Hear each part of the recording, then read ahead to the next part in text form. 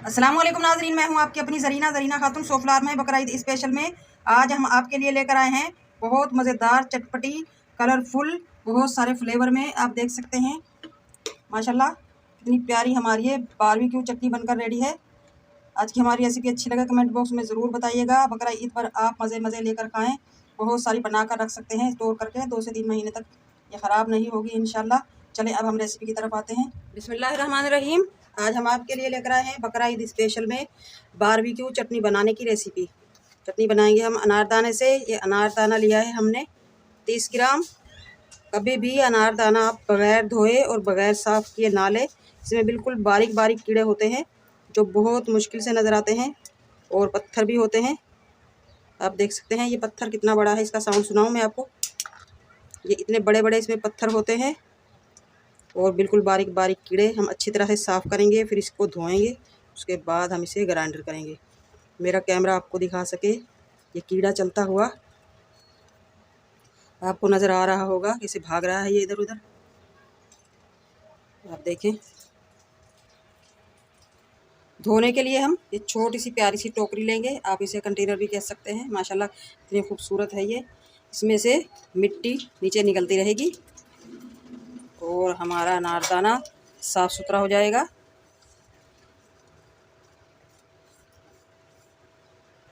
नीचे हम रख लेंगे बाउल, उसके ऊपर रख लेंगे ये कंटेनर। अब हम चलाएंगे खुला पानी। इस तरह से इसे 2 से 3 बार धोते रहेंगे।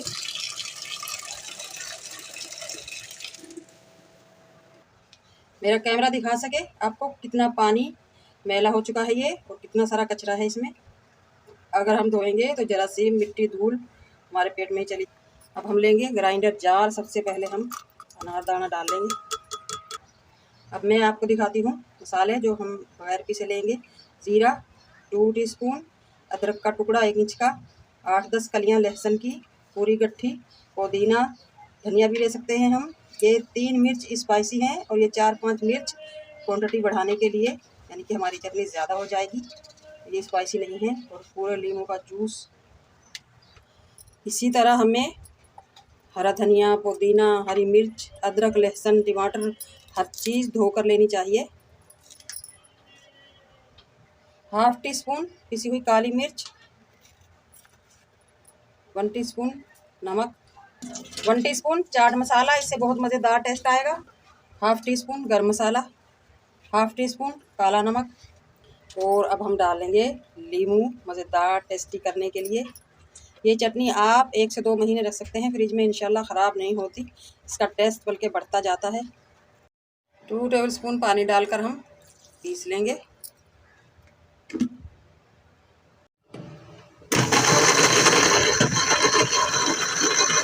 माशाल्लाह माशाल्लाह बहुत प्यारी खुशबू के साथ हमारी बारबेक्यू चटनी रेडी है। आज की हमारी मज़ेदार सी चटनी बनाने की रेसिपी अच्छी लगे कमेंट बॉक्स में ज़रूर बताइएगा। मिलते हैं अगली वीडियो के साथ। अल्लाह हाफिज़।